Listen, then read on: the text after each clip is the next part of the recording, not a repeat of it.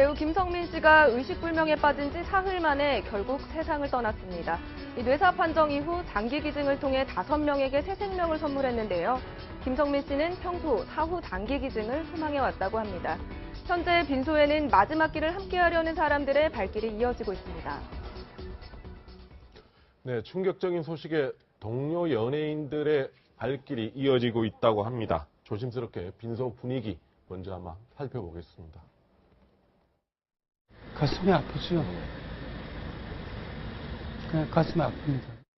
어떤 이야기를 네가 가지고 내가 나를 해서 내가 지금 너를 지도하는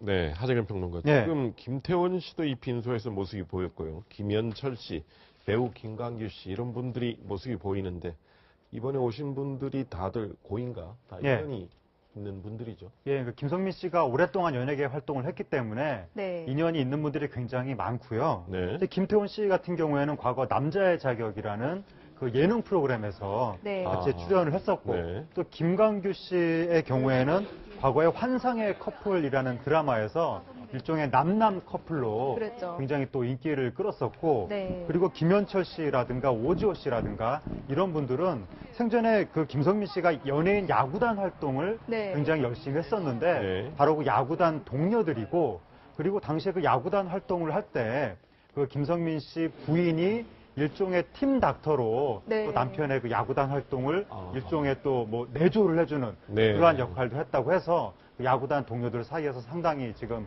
그 안타까움의 목소리들이 많이 나오고 네. 있습니다. 네, 김태현 변호사. 네. 그런데 이 뇌사 판정부터 이 장기 기증까지 지금 시간이 굉장히 짧았어요. 근데 보통 이렇게 빨리 진행이 되나요? 굉장히 좀 빨리 진행됐죠. 네. 처음에 이제 병원 왔을 때 자체가 이제 의식이 없는 상태에서 온 거고, 그럼 그로부터 한 이틀 정내에 이제 뇌사 판정이 나서 이제 장기 기증 결정이 난 겁니다. 네. 그러니까 병원으로 들어간 게 24일 새벽 2시잖아요. 네. 근데 이제 25일 날 이제 장기 기증 하겠다라고 결정을 신고한 거고, 그럼 유족들의 의사는 하루 만에 결정이 됐다는 것이거든요. 그렇죠.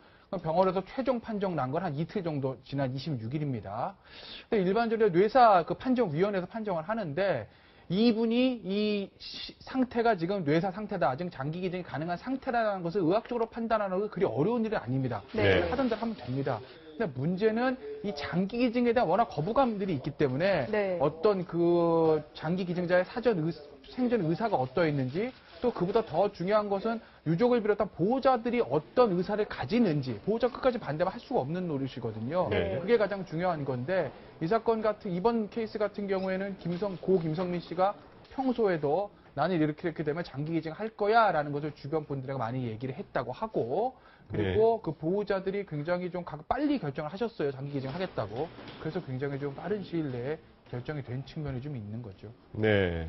자, 하재근 평론가. 네. 보기에 이제 김성민 씨가 과거에 이제 마약 경력 이런 것도 이제 과거에 좀 아픈 과거긴 한데요. 예. 이번에 이제 마약을 과거에 이제 경험했던 연예인들의 좀 고백이 좀 예. 있었다면서요. 이번에 이제 과거 이제 마약을 경험했던 연예인들이 네. 기자들을 만나서 네. 안타깝다 이런 이야기를 하면서 했던 이야기들을 종합을 하면 네. 연예인들이 마약 사건을 겪고 나서 구속까지 된 이후에 사회로 나왔을 때 네. 심리적인 트라우마가 상당히 크다는 겁니다. 그래서 네. 뭐 우울증이라든지 뭐 대인 기피증이라든지 그리고 내가 다시 연예계에서 자리를 잡을 수 없을 거라는 어떤 초조감, 네. 네. 불안감 이런 것들이 굉장히 큰데 그래서 그런 부분들에 대한 심리적인 어떤 보살핌 이런 것이 있었다면 극단적인 선택을 안 할 수도 있었지 않았을까. 그런데 이제 주위의 시선이라는 것이 이제 그 심리적인 보살핌보다는 좀 이제 범죄자를 바라보는 듯한 네. 차가운 시선 이런 네. 것이 있었기 때문에 심리적으로 더 위축되고 불안해지다 보니까 조금 극단적인 선택까지도 한 것이 아니냐 이러한 목소리들이 나오고 있습니다. 네. 고인의 영면을 기원합니다. 네. 다음 소식 넘어가겠습니다. 박유천 씨의 성폭행 혐의 관련 수사가 길어질 전망입니다. 경찰은 조직폭력배가 끼어든 정황을 포착하고 수사를 확대하고 있습니다. 실제로 첫 번째 고소 여성이 대동하고 나온 황모 씨는 경기도 일산에서 활동하는 조직폭력배로 3년 전부터 경찰의 관리를 받고 있었다고 합니다. 자, 김태희 변호사. 예. 이 박유천 씨 사건 이 자꾸 여러 가지 갈래로 지금 번지고 네, 있는데 그렇죠. 첫 번째 고소 여성이 네. 그때 함께 녹취록에도 잠깐 등장했지 않습니까? 네. 이제 협박당했다고 그랬는데 이 사촌 오빠네 뭐네 말이 많았어요. 예, 예. 사촌 오빠라고 불리는 분이 이제 그 박유천 씨 소속사와의 합의를 이제 앞장서서 진두지휘한 사람 아니겠습니까? 네. 네. 그러니까 뭐 녹취록을 보면 박유천 씨 측에서는 자 10억을 피해자에서 먼저 요구했는데 네. 5억으로 깎은 거다라는 얘기가 있고 또 반대로 이 피해자 A 씨 측에서는 그게 아니다. 합의금 얘기는 이제 박유천 씨 소속사 측 먼저 꺼냈다. 이렇게 전혀 상반된 얘기를 하고 있는데 어찌됐든 간에 가운데서 사촌 오빠라고 불렸던 이분이 이제 조직폭력배라는 거 아니겠습니까? 네. 그러니까 사건 초기부터 그 얘기는 좀 시중에 돌긴 돌았어요. 그랬죠. 근데 사건 초기에는 서울 남부권에는 모 지역에 이제 소속되는 조직폭력배다라는 얘기에서 네. 그건 아니라는 것이고 네. 지금 나오는 거는 방금 전에 말씀드린 대로 경기도 일산 지역에서 활동하고 있는 모 조직폭력단에 소속된 조직폭력배다라는 것이 지금까지는 네. 밝혀진 사실인 것 같습니다. 자, 백기동 팀장께 한번 또 여쭤보겠습니다. 네. 지금 이 박유천 사건에 대한 이제 수사를 강남경찰에서 하고 네. 있는데 뭐 네. 좀 특별하게 수사상에서 특별하게 좀 진전되는 사항들이 좀 예. 나오고 있습니까? 현재는 그 4명의 고소녀 진술 네. 다 받았습니다. 네. 아, 다 그리고 이제 관련자 진술 다 받았고요.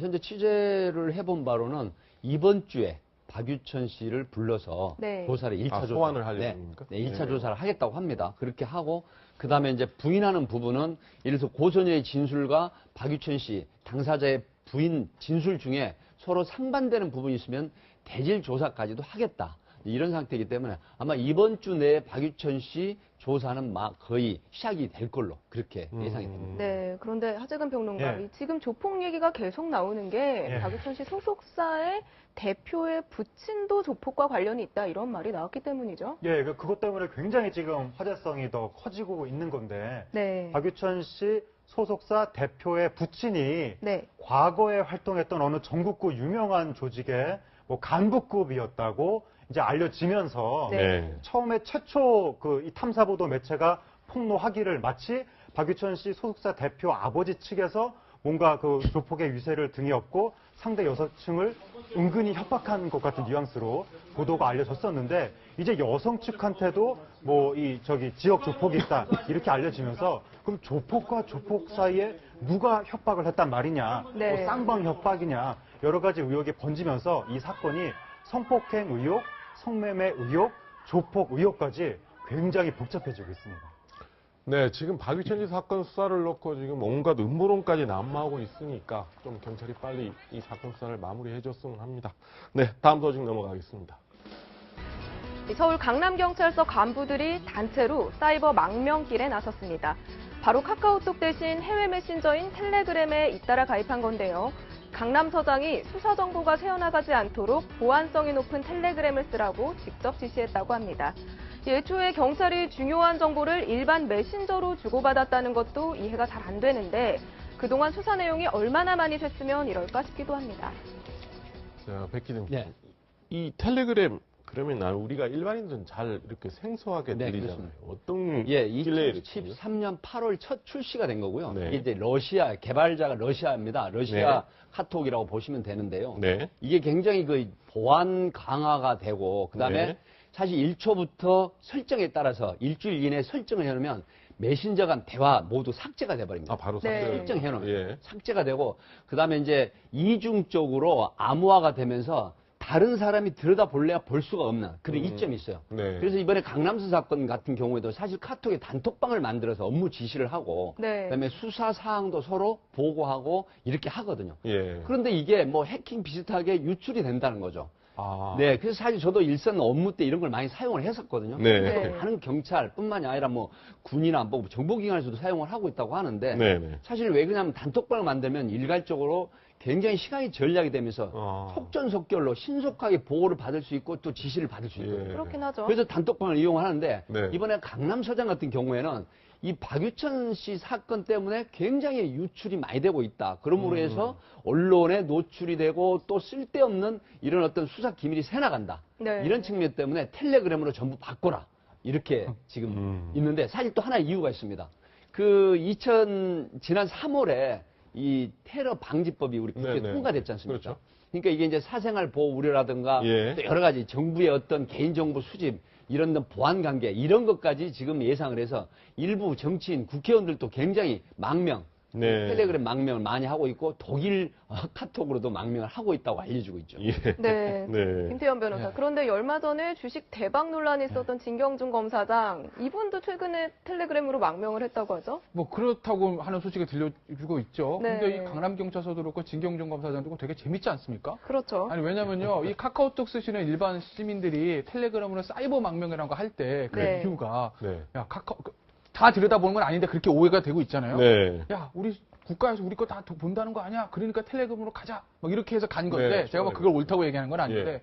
그런데 공안기관에서 알아서 먼저 텔레그램으로 간다고 하니까 예. 이런 아이러니가 어디 있겠어요. 정말 참 흥미진진한 상황인데 이 강남경찰서 입장에서 보면 뭐 야 우리 보안이 샌다 그러니까 텔레그램을 옮겼다면 보안이 안 셀 거다라고 얘기했는데요. 네. 만약에 어떤 강남경찰서 어떤 경찰관께서 정보를 외부로 빼낼 마음을 먹었다고 합시다. 네. 텔레그램 아니라요. 텔레그램 할아버지가 못 막습니다. 그거 얼마든지 할수 그걸 누가 있죠. 카카오톡 이렇게 해가지고 김 기자 이거 받아 하고 전달하자면 어디 있겠어요. 따로 만나가지고 저렇게 얘기를 해주겠죠. 예. 네. 그러니까 내부의 어떤 그 감찰이라든지 예. 어떤 내부 단합이 중요한 거지 이거 하신다고 글쎄요 오히려 또 사회 혼란만 가중시키는 거 아닐까 모르겠어요. 왜냐면 우리 지금 카카오톡도 지금 이거 오해를 풀어야 되는데 공안기 가서 언제든지 들여다볼 수 있는 게 아니거든요. 네. 네. 그렇죠. 무조건 뭐 압수수색 영장 도착하자 카카오톡 다 내놔 이렇게 할 수 있는 게 아닙니다. 네. 근데 강남경찰서에서 벌써 야 이거 카카오톡 못 믿으니까 텔레그램 옮겼다 이렇게 막 하시면 시민들 입장에서는 야 정말 카카오톡 하면 다 털리는구나 이렇게 오해할 수 있단 말이죠. 네. 그러니까 저는 사실 조금 좀 경솔한 행동이 아니었나 싶어요. 진경준 검사장도 네. 6월 6일 날 그 지금 지인들에게 텔레그램에 가입하셨습니다 하고 이제 창에 떴다고 해요. 네. 그랬죠. 근데 이때가 이제 어떤 때냐면 검찰에서 한참 수사 중인데 네. 그래서 사이버 망명을 했다 이렇게 보기 때문에 아마 공직에 계신 분들이 상당히 개인정보 노출, 유출에 대해서 걱정을 많이 하는 것 같습니다. 네. 이런 사이버 망명이 도대체 누구를 위한 것인지 한번 좀 궁금합니다. 다음 소식입니다. 위장 논란에 휩싸인 이후환 화백이 조금 전 피해자이자 참고인 신분으로 경찰에 출석했습니다.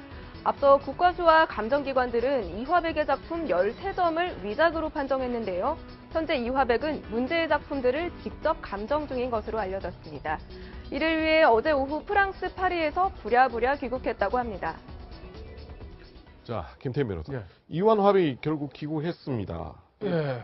위장 논란을 빚은 작품들이 본인은 직접 검증에 참여 못했기 때문에 예. 본인이 직접 보겠다는 거예요. 그렇죠. 이 이제 이완 화백의 작품이 위작으로 판명됐을 때 경찰에서는 국과수를 통해 가지고 안료라든지 캠퍼스 화재 그 어떤 소재라든지 네. 그런 것을 과학적 분석 기법으로 해가지고 위작으로 판명한 거 아니겠습니까? 네. 근데 처음에 위작으로 판명됐을 때부터 이완 화백이 굉장히 불만을 표시했죠. 네. 내 건데 작가가 내가 그렸다는데 왜 나한테 물어보지도 않고 너희들이 보는데 과학적으로 판단을 해? 나한테 물어봐야지라고 얘기를 한 겁니다. 네. 근데 당시 이제 파리에 계셨기 때문에 이완 화백을 뭐 불러가지고 확인할 수 없었던 건데 지금 뭐 이완 화백이 귀국하셨으니까 이완 화백의 의사를 들어보는 건 사실 반드시 거쳐야 될 절차는 맞는 거죠. 그렇죠. 하지만 이완 화백이 그건 내 겁니다라고 해가지고 과학적으로 판명된 걸 무조건 바꿔준다. 아 그러면 화백님이 이거 진짜라고 하니까 저희는 진짜로 바꾸겠습니다. 그렇게 쉽게 되진 않을 거예요. 네. 이완 화백의 어떤 의사도 참고 어떤 자료의 일종일 뿐이죠. 그러니까 이완 화백의 진술 그 다음에 기존에 했던 과학적인 검증 결과들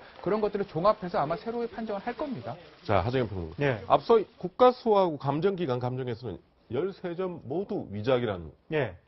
결과가 나왔던죠. 그렇죠. 그러니까는 그 민간감정위원회 네. 그리고 한국미술감평원 그리고 국과수 네. 이렇게 이제 위작이라는 결과가 나온 건데 네. 근데 뭐 감정위원회 이런 데는 어차피 사람이 알아서 판단하는 거니까 네. 좀 그 이 신빙성에 좀 물음표가 있다고 하더라도 문제가 국과수가 여기 들어가서 네. 그렇죠. 이걸 과학적으로 물감이 재질이 다르다. 네. 이완 화백이 썼던 거하고 네. 그다음에 캔버스도 뭔가 제작 상태가 좀 다르다.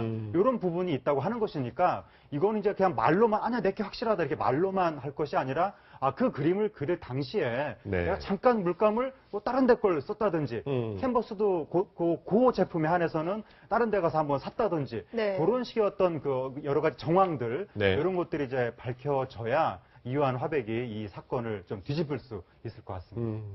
알겠습니다. 자, 다음 소식 넘어가겠습니다. 불륜 논란에도 영화는 잘 나갑니다. 미국에서 개봉한 홍상수 감독의 영화 지금은 맞고 그때는 틀리다가 연일 호평을 받고 있습니다. 김민희 씨가 출연한 아가씨도 당초 부진이 예상됐지만 어느새 손익분기점인 400만 관객을 훌쩍 뛰어넘으며 흥행 중입니다. 홍상수 감독과 김민희 씨는 아직까지 아무런 입장을 내놓지 않고 있는데요. 시간이 지나면 조용해질 거라고 생각하는 걸까요? 네, 하정현 평론가. 예. 지금 국내에는 전혀 모습을 드러내지는 않고 예. 일단 뭐 본인들의 지금 이 사건 자체는 계속 지금 커지고 있는데 일체 어떤 입장도 발표 안 한 상태입니다. 예. 그런데 지금 작년에 찍었죠. 지금은 맞고 그때는 틀리다. 예. 홍상수 감독의 김민희 예. 주연이죠. 북미 개봉 후에 상당히 지금 그쪽에서는 예. 호평을 받고 있다는 그 이 영화가 그 가장 이제 최근작인데 홍상수 감독 네. 그 매우 해외 평단에서 평가가 좋습니다. 네. 그러니까 전 세계적으로 굉장히 좋은 평가가 나오고 네. 홍상수 감독 영화가 만들 때마다 호평을 받지만 네. 이건 그 중에서도 오랜만에 나온 상당히 좋은 작품이다. 음. 이런 식으로까지 평가를 받고 있고 네. 이미 로카르노 국제영화제에서 대상을 받은 작품인데 그렇죠. 미국에서도 이번에 개봉하면서 거의 뭐 평론가들 사이에서 한 90% 정도가 네. 좀 찬사를 보내고 있다고 하니까 네. 예. 홍상수 감독이 우리나라 국내 뉴스를 좀 보는지 안 보는지 그걸 모르겠는데 네. 만약에 국내 뉴스를 안 본다면 지금 상당히 기분이 좋을 가능성도 있습니다. 지금 미국에서 회고전하고 영화 찬사 받고 있고 프랑스에서도 지금 홍상수 감독 회고전하면서 막 떠받들고 있고 이런 상황이기 때문에 네. 국내의 이런 민감한 여론을 홍상수 감독과 김민희 씨가 지금 알고 있는지 그것도 매우 좀 궁금하고 어쨌든 해외는 그 작가의 사생활하고 작품성을 좀 따로 분리해서 보기 때문에 네. 또 국내에서 이러한 그 어떤 불륜 논란이 일어났다는 것을 해외 매체도 알고 있지만 그것과 별개로 작품은 좀 찬사를 보내고 있는 것 같습니다. 네. 네, 김태현 변호사. 그런데 또 이 와중에 박찬욱 감독에게 불똥이 튀냐 안 튀냐 이런 얘기도 많았는데 다행히 아가씨는 또 손익분기점을 넘겼어요. 예, 다가 이제 400만을 넘었다고 하죠. 네.